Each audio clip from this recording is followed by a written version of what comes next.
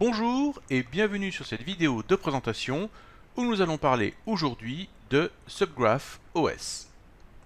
Alors qu'est-ce que Subgraph OS? Eh bien, c'est une distribution de Linux qui est basée sur Debian et qui est ultra sécurisée. C'est bien sûr un projet open source comme il se doit pour tous les systèmes qui prétendent être sécurisés. Et c'est un système qui fonctionne par isolation des différents process dans le système. Nous allons voir ça un petit peu en détail tout à l'heure, puisque dans cette vidéo, je vais vous montrer comment installer d'abord Subgraph OS et ensuite comment l'utiliser. Alors Subgraph OS est endurci avec un système que l'on appelle GR Security. Donc si vous voulez en savoir plus sur GR Security, je vous invite à aller sur le site grsecurity.net. Donc déjà, son noyau central est endurci pour résister aux attaques les plus courantes.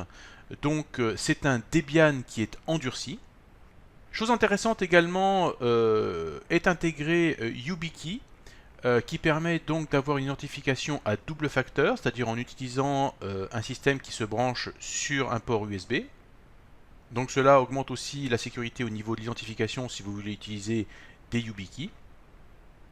Donc vous pouvez aller sur le site www.yubico.com si vous êtes intéressé par ce type d'identification à double facteur.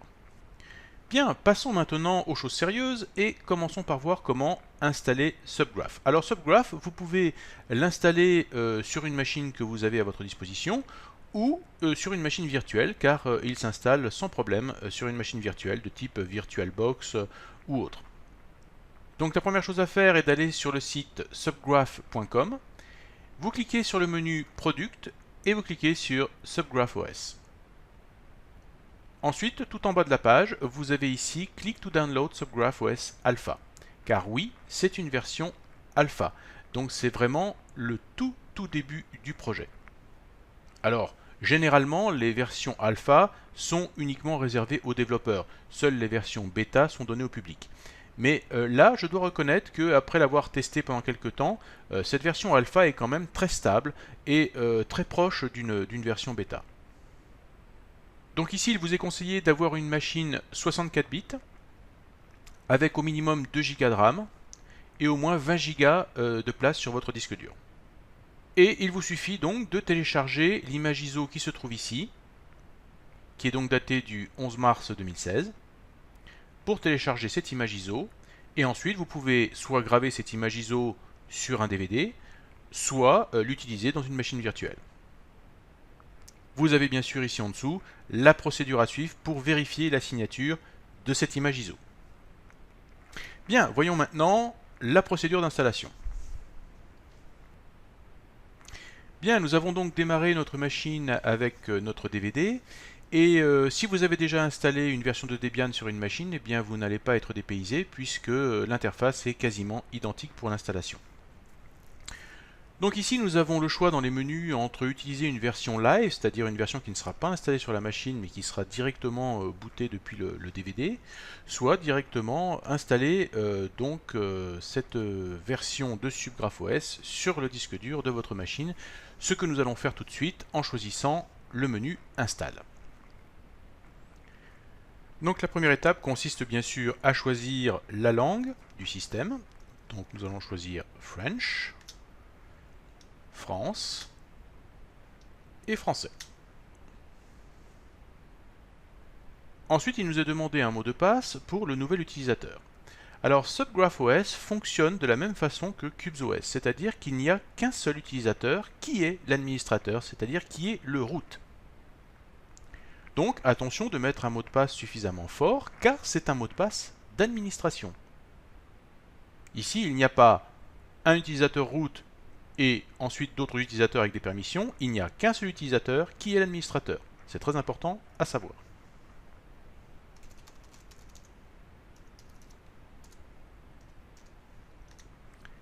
Ici, on nous demande la confirmation du mot de passe. Donc je retape le même mot de passe.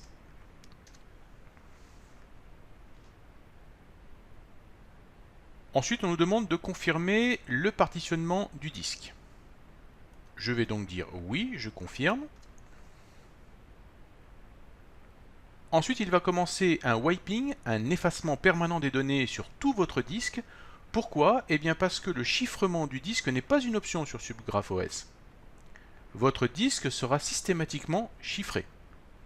Donc avant de commencer le chiffrement du disque, il va effacer toutes les données qui seront sur votre disque en faisant un wiping. Alors cela peut être très très long, surtout si votre disque dur fait plusieurs téras. Vous n'êtes pas obligé de faire cette procédure, vous pouvez l'annuler et à ce moment-là il passera directement au chiffrement, ce que nous allons faire maintenant parce que sinon ça va durer des heures. Donc ici vous voyez qu'il nous demande tout de suite un mot de passe pour chiffrer le disque dur. Donc vous voyez que nous n'avons pas de choix, ce n'est pas une option, on n'a pas la possibilité de dire je ne veux pas que ce soit chiffré, non, c'est systématiquement chiffré.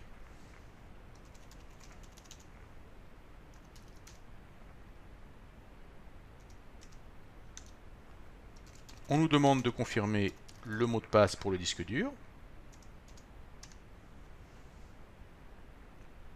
Et ensuite, eh bien, il suffit simplement de terminer le partitionnement et appliquer les changements. On confirme. Voilà, l'installation des paquets est terminée. Maintenant, il nous demande si l'on veut installer le programme de démarrage Grub. On va dire oui. Il nous demande où il doit installer le programme de démarrage Grub. On va lui dire bien sûr sur notre disque principal.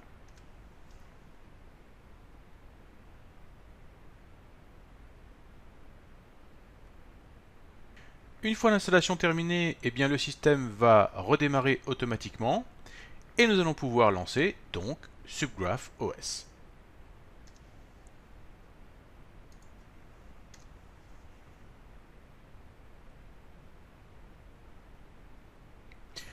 Donc nous arrivons sur cet écran qui nous demande le mot de passe pour déchiffrer notre disque.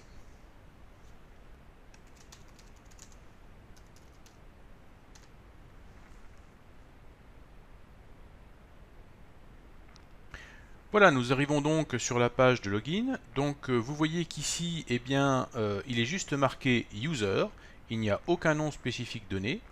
Nous allons cliquer sur User et nous allons taper le mot de passe que nous avons donné lors de l'installation.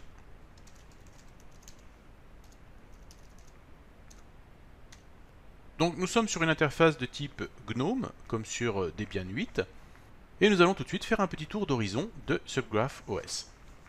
Première chose intéressante à remarquer, c'est que la première fois que vous lancez SubGraph OS, eh bien il ne se connecte pas à votre réseau. Il attend que vous-même, vous activiez le réseau. Donc ça, c'est une première sécurité, premier démarrage, pas de réseau. Donc nous allons cliquer sur le menu qui se trouve en haut à droite, et vous voyez qu'effectivement il y a une croix sur le réseau filaire. Nous allons cliquer dessus, et nous allons cliquer sur « Se connecter ». Vous voyez que maintenant nous avons le logo qui indique qu'on est bien connecté à notre réseau filaire. Également, vous remarquerez que le son est coupé. Donc SubGraph OS démarre avec absolument tout de coupé. C'est à vous d'activer les choses une par une. Donc si vous voulez qu'il y ait du son, eh bien il vous suffit de cliquer ici et d'augmenter le son, tout simplement. Nous pouvons remarquer également qu'il y a ici un pare-feu, Firewall, qui est activé par défaut. Nous pouvons également cliquer sur Firewall Settings, et vous voyez qu'ici, il y a une autorisation pour Tor, qui indique qu'il est autorisé pour toutes les connexions. Nous allons voir tout à l'heure l'utilité de ce pare-feu qui est très intéressant. Toutes les communications passent par le réseau Tor, exactement comme pour l'OS Tails que je vous avais déjà présenté. Donc ici, pas le choix, tout passe par le réseau Tor. Nous allons fermer le pare-feu. Ici, nous avons également un menu Tor Network qui nous permet de générer une nouvelle identité si besoin. Et enfin, le menu habituel concernant votre session qui est la session User, qui est également la session Administrateur. Voyons maintenant le menu Activité. Vous voyez qu'ici nous avons déjà dans les favoris plusieurs applications qui sont par défaut. Le Tor Browser, un messenger qui s'appelle KoIM, IceDove pour les emails, le lecteur multimédia VLC, le writer de LibreOffice et bien sûr l'explorateur de fichiers. La première fois que vous allez cliquer sur le Tor Browser, eh bien cela va lancer son installation et va activer ici le réseau Tor. On voit tout de suite que l'oignon du réseau Tor vient de s'illuminer. Et nous voyons qu'ici, nous avons une fenêtre qui vient de s'ouvrir et qui est en train de télécharger automatiquement la dernière version du Tor Browser. Donc ça, c'est la première fois que vous allez cliquer sur le lien du Tor Browser dans SubGraphOS. Ceci permet d'être certain d'avoir la toute dernière version du Tor Browser. Donc vous voyez que dès qu'il y a une demande de connexion à Internet, automatiquement le réseau Tor s'active ici en haut et tout passe par le réseau Tor. Voilà, l'installation du Tor Browser est terminée. Cependant, j'ai remarqué qu'il arrive parfois que le Tor Browser refuse de se lancer. Donc n'oublions pas qu'ici nous sommes sur une version alpha et que parfois les versions alpha ça peut être un petit peu capricieux et ne pas fonctionner comme on l'attend. Donc ça m'est arrivé plusieurs fois, le Tor Browser a refusé de se lancer. Donc ne vous étonnez pas si ça coince un petit peu à ce niveau-là. Donc nous avons vu déjà les applications qu'il y avait dans les favoris ici, mais voyons un petit peu quelles sont les applications qui sont déjà préinstallées sur SubGraph. Déjà première chose, on remarque qu'il y a BleachBit, le logiciel qui permet donc de faire du wiping et d'effacer de façon définitive des fichiers sur un disque, qu'ils soient externes ou internes. Et vous voyez que ça efface donc beaucoup de choses, hein, comme l'espace libre sur le disque, les fichiers temporaires, les miniatures d'images, etc., etc. Donc un logiciel très utilisé sur Linux pour faire du wiping. Nous avons également un clavier virtuel qui va vous permettre donc de déjouer les keyloggers. Dans le cas où vous vouliez taper par exemple des mots de passe sur des sites internet sans qu'un keylogger puisse donc capter la frappe des touches sur le clavier. Nous avons le fameux gestionnaire de mots de passe KeePassX que je vous avais déjà présenté dans une autre vidéo. Nous avons le logiciel Mat que nous allons revoir tout à l'heure et qui permet d'enlever les métadatas se trouvant dans les fichiers. Donc un logiciel très intéressant et très important à utiliser. Nous avons également Exploit Launcher qui permet en fait de faire du bureau à distance. Et également, comme je vous l'avais dit, les logiciels permettant de gérer les YubiKey. Donc vous voyez que nous avons déjà un joli panel de logiciels préinstallés sur SubGraphOS qui sont spécifiquement pour la sécurité. Donc maintenant je vous propose de voir concrètement comment SubGraphOS vous protège des différentes attaques. Pour cet exemple, je vais utiliser Gedit qui est ici, avec lequel je vais créer un fichier. Je vais donc taper Hello World et je vais cliquer sur Enregistrer. Je vais mettre ça dans mon dossier Documents et je vais cliquer sur... Je vais d'abord lui donner un nom. Et je vais cliquer sur Enregistrer. Et je vais fermer mon application. Maintenant, je vais aller dans l'explorateur de fichiers et je vais ouvrir mon dossier Documents. Vous voyez qu'on retrouve bien ici notre fichier Hello World. Alors remarquez quelque chose ici d'intéressant, c'est que nous avons un dossier download un peu particulier qui est particulièrement protégé. C'est un dossier qui est utilisé pour le téléchargement donc, de fichiers venant d'Internet et qui est donc particulièrement protégé ici. Il est totalement verrouillé. Vous voyez que si j'essaie d'y accéder ici, il me dit non, non, pas question, vous ne pouvez pas aller là. Donc un dossier un peu particulier ici, ultra protégé. Mais revenons à notre document Hello World. Imaginons maintenant que je veux ouvrir ce document Hello World en utilisant Writer de LibreOffice. Donc j'ouvre le Writer de LibreOffice. Je vais cliquer ici sur File et Open. Je vois donc ici mon dossier document. Je vais faire un double clic dessus. J'ai un dossier LibreOffice, j'ouvre et il n'y a rien dedans.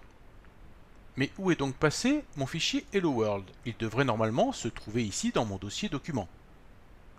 Vous remarquerez également que si je vais dans User, je ne vois que le dossier document. Où sont passés mes autres dossiers? Images, download, etc. Aucun dossier, uniquement le dossier document. Et je n'ai pas mon fichier Hello World, alors que je suis bien sur un filtre All Files. Je vais fermer ma fenêtre et je vais regarder ici ce menu qui est en fait un bac à sable. C'est-à-dire que l'on voit ici notre application LibreOffice qui est dans ce bac à sable. Je vais ouvrir une autre application. Par exemple, je vais ouvrir VLC.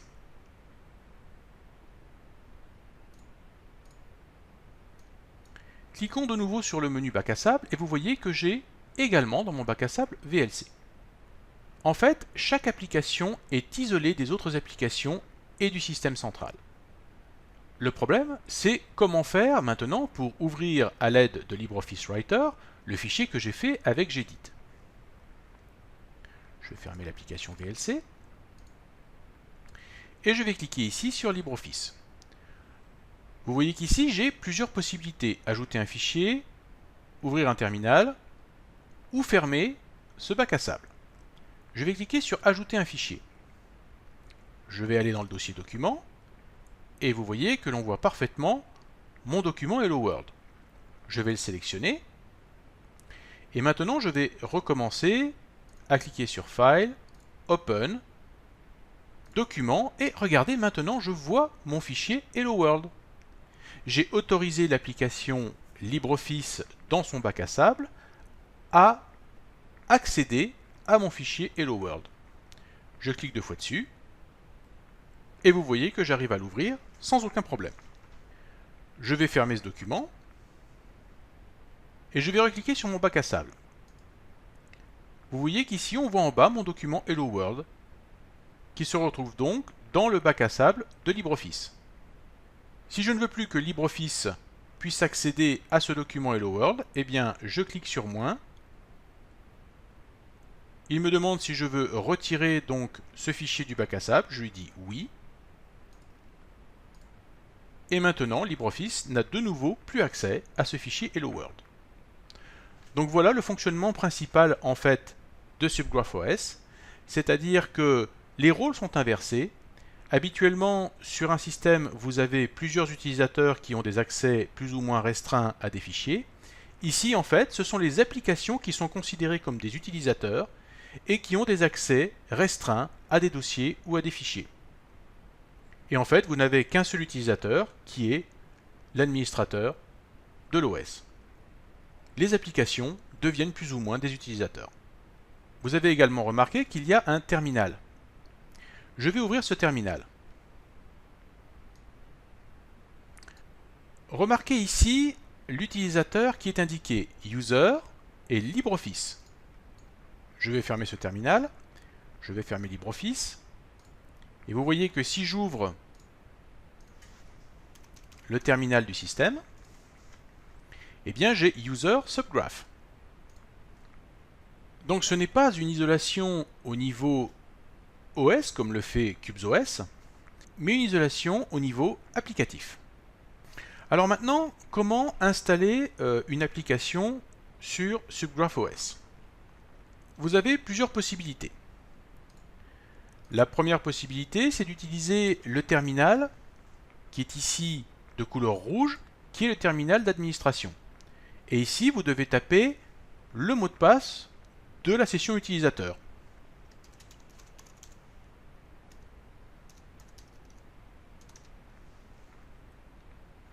Et vous voyez qu'ici, nous avons root, subgraph, home user. Ou alors, vous pouvez également lancer le terminal classique. Vous voyez qu'ici, on est sur user et non plus root. Et vous allez taper par exemple sudo-i.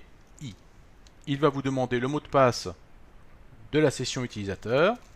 Vous tapez le mot de passe. Et vous voyez qu'on se retrouve sur root subgraph. On va fermer ce terminal. Et enfin, vous pouvez également taper directement une commande, comme par exemple, je peux faire sudo apt-get update. Il me demande le mot de passe et va faire son apt-get update en route.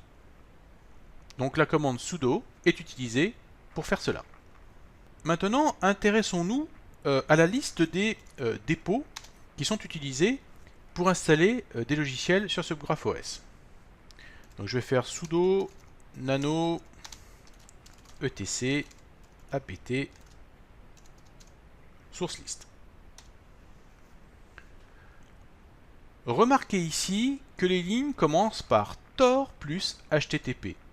Donc ici, même les paquets qui sont téléchargés pour installer des logiciels passent par tor.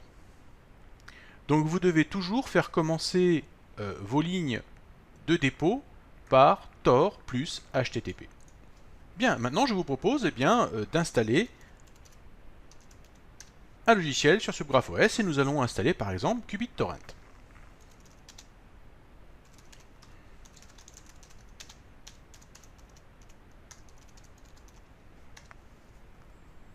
Je confirme.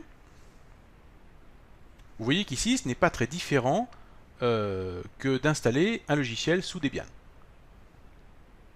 Donc si vous avez l'habitude d'utiliser Debian, vous n'allez pas être dépaysé. Voilà, qBittorrent a été installé, je devrais donc pouvoir le retrouver maintenant dans mon menu principal. Donc je vais rechercher qBittorrent, effectivement il est là, et je vais cliquer dessus pour le lancer. J'accepte, et regardez ce qui se passe. Et c'est là aussi l'un des intérêts principaux de Subgraph OS, c'est son pare-feu. À partir du moment où une application tente d'accéder à Internet, eh bien Subgraph OS la bloque et vous demande si vous autorisez cette application à accéder à Internet. Vous voyez qu'ici, le pare-feu nous indique précisément à quelle adresse cette application cherche à se connecter et quel est le port qu'elle va utiliser. Ici, c'est le port 80. Nous avons deux boutons qui autorisent ou non cette application à se connecter. Mais on peut aller beaucoup plus loin. C'est-à-dire que l'on peut cliquer ici sur cette petite flèche de détail et vous voyez qu'ici, nous n'avons plus uniquement que deux options, autoriser ou refuser, mais trois options pour toujours, pour cette session ou juste une fois. Alors pour toujours, forever, ça veut dire que à partir de maintenant, cette application, quel que soit le moment où vous l'utiliserez, aura accès à Internet. Si vous choisissez pour cette session, ça veut dire que lorsque vous allez redémarrer Subgraph OS, eh bien cette autorisation ne sera plus valable. Donc c'est juste pour le temps que cette session est ouverte. Et enfin, once, ça veut dire que ici, à partir du moment où vous aurez fermé l'application qBittorrent et que vous allez la relancer, eh bien de nouveau Subgraph OS va rebloquer l'application et vous redemander l'autorisation. Cette autorisation n'est donnée qu'une fois au lancement de l'application, mais uniquement son premier lancement. Si vous relancez l'application, c'est de nouveau bloqué. Donc ici, nous allons dire par exemple, pour toujours, et je vais cliquer sur Hello. Donc, qu'est-ce qui s'est passé? Allons voir un petit peu les paramètres de notre pare-feu. Et vous voyez qu'effectivement, nous avons maintenant une nouvelle règle ici, qBittorrent autorisé sur le port 80 à cette adresse ici. Et nous pouvons bien sûr annuler cette autorisation dans le pare-feu en cliquant sur la petite croix qui est ici. Rien de plus simple. Nous pouvons également cliquer sur cette icône à côté pour avoir les paramètres précis de cette règle de pare-feu. Et nous pouvons par exemple changer le port. Ou changer l'autorisation et dire je ne veux plus que cette règle soit autorisée. Donc vous voyez ici encore un pare-feu vraiment très intéressant qui est très simple d'utilisation et qui isole également toutes les applications de l'Internet. Donc imaginons que vous avez un logiciel malveillant qui rentre sur votre machine et qui essaye d'envoyer des informations à quelqu'un via Internet, eh bien cette application sera bloquée par le pare-feu systématiquement et sans votre autorisation, elle n'a aucune chance de se connecter à Internet. Donc nous allons fermer tout cela. Voyons maintenant au niveau des applications ce que nous avons comme option. Ici nous avons donc IceDove qui permet donc de gérer les emails. Donc je ne vais pas paramétrer pour le moment un compte, je vais dire annuler. Et nous allons aller dans les modules add-ons de IceDove et aller dans les extensions. Et vous voyez que par défaut, eh bien, nous avons deux extensions, l'extension Enigmail, que je vous avais déjà présenté dans une précédente vidéo, et l'extension Torbirdie. Enigmail qui permet donc d'utiliser des clés PGP pour vos emails, et Torbirdie qui permet de faire passer tout ça par le réseau Tor. Donc voilà, ça aussi c'est déjà préinstallé, vous n'avez pas à vous en soucier, et c'est une très bonne chose. Donc on va fermer IceDove. Revoyons maintenant un petit peu cette application que je vous avais montrée tout à l'heure, qui est l'application MAT. Donc Metadata Anonymization Toolkit. Donc cette application permet d'enlever les métadatas qui sont liés à vos fichiers.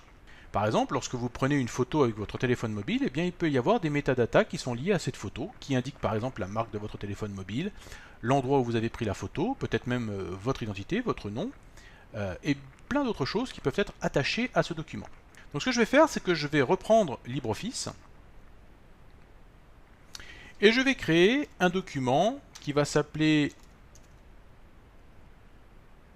Hello World Metadata, que je vais enregistrer dans mon dossier document LibreOffice et je vais fermer. Maintenant, je vais utiliser le logiciel MAT, je vais cliquer sur Ajouter, Document, et je vais aller chercher mon document Untitled ODT, Untitled parce que je n'ai pas mis de nom spécifique. Je vais l'ouvrir, et vous voyez qu'ici, dans État, il est marqué préjudiciable. Ça veut donc dire que ce fichier que je viens de créer a des métadatas. Nous allons cliquer 2 fois dessus, et vous voyez qu'effectivement, on nous présente ici un paquet de métadatas concernant ce fichier. On a même ici le temps que j'ai mis pour l'éditer, c'est-à-dire apparemment 25 secondes. Donc vous voyez que nous avons un paquet de métadatas, rien de bien critique au niveau de notre identité, mais cela pourrait être le cas. Donc ici je vais cliquer sur le bouton nettoyer, et vous voyez que l'état est passé de préjudiciable à nettoyer. Je vais double-cliquer à nouveau dessus, et vous voyez que nous n'avons plus aucune métadonnée dans notre fichier. Voilà, donc un logiciel très intéressant et important à utiliser lorsque l'on veut envoyer des documents à quelqu'un et que l'on ne veut pas qu'il y ait des métadatas qui soient liés à ces fichiers. Voilà, on va fermer cette application. Donc voilà pour un premier aperçu de SubGraphOS. Donc vous voyez que vous avez à votre disposition une panoplie d'outils vous permettant de protéger votre vie privée et de vous protéger des attaques extérieures. Donc avant que vous me posiez la question récurrente de savoir lequel est le meilleur entre Tails, SubGraphOS et CubesOS, eh bien je vais vous répondre tout de suite en vous disant, eh bien ça dépend de l'utilisation que vous allez en avoir. Si vous voulez quelque chose de mobile qui ne laisse pas de traces sur les machines que vous allez utiliser, Tails est une bonne solution. Si vous voulez quelque chose de plus sédentaire et qui demande moins de ressources que CubesOS, eh bien SubGraph est une très bonne solution. Si vous voulez quelque chose de plus poussé mais qui demandera une machine plus puissante, eh bien CubesOS bien sûr sera le meilleur dans ce domaine. Donc SubGraphOS est un bon compromis entre Tails et CubesOS.